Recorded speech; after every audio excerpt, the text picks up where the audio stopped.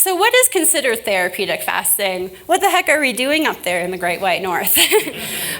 So therapeutic fasting can be simple as time-restricted eating.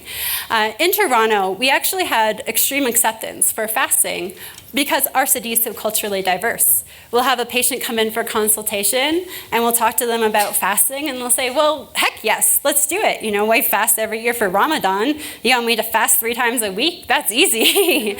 That's nothing like Ramadan, or they're Hindu and they'd fast a couple times a week and then special fast once a month.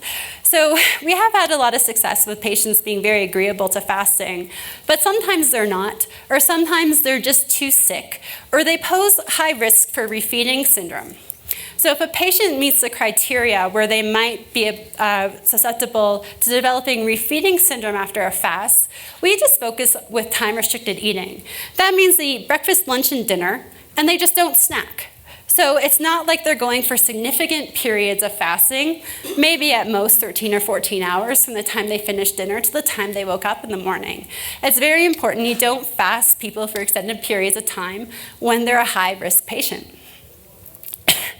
For patients who are more accepted or more comfortable fasting, we might just start them off doing sort of a 16-8 or an 18-6 fast.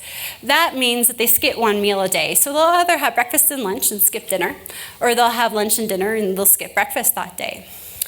Typically, we use intermittent fasting protocols with our patients, so 24, 36, or 42 hours of intermittent fasting.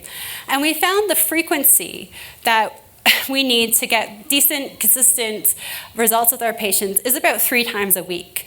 It appears that once to twice a week just has more of a maintenance response where they're able to balance out the patient's diet, where they might have eaten out and had more carbs than they wanted or had hidden carbs in their diet, or they ate a little bit more and ate past satiation a few times that week.